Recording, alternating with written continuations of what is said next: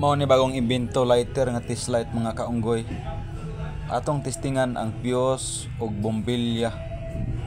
Ug musiga ni siya mga kaunggoy, mo ni mailhan nga dili siya guba pero og di musiga lalabay na siya mga kaunggoy. Muna itong gawang pang test light, gawang Pinoy. Na kuan ni siya kaunggoy kining fuse sa motor ba. Pag test light atog di musiga, guba na siya. Na dili musiga guba ni siya mga kaunggoy. Guba na.